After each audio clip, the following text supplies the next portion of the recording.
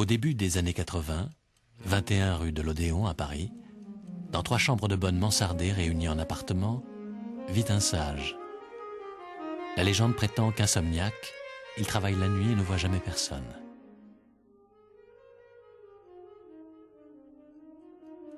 Bien que plusieurs de ses livres aient été récompensés par des prix, qu'il a tous refusés, le grand public l'ignore. Mais ne se guère. Émile Cioran, ou Cioran tout court, comme on dit Voltaire, Rousseau ou Nietzsche, se contente de penser et d'écrire à son rythme. Il est incroyable que la perspective d'avoir un biographe n'ait fait renoncer personne à avoir une vie. Un portrait n'est intéressant que si l'on y consigne les ridicules. C'est pourquoi il est si difficile d'écrire sur un ami ou sur un auteur contemporain qu'on respecte. Ce sont les ridicules qui humanisent un personnage. Si Nietzsche, Proust, Baudelaire ou Rimbaud survivent à la fluctuation des modes, ils le doivent au désintéressement de leur cruauté, à leur chirurgie démoniaque, à la générosité de leur fiel.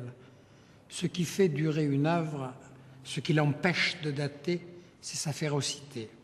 Affirmation gratuite, considérez donc le prestige de l'Évangile, livre agressif, livre venimeux s'il en fut.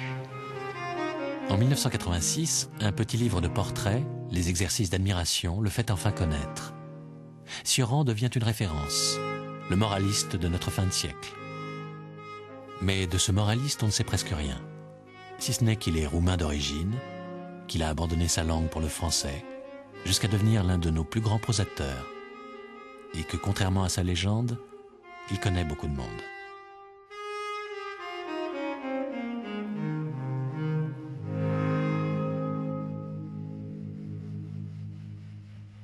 Voir les choses telles qu'elles sont rend la vie presque intolérable.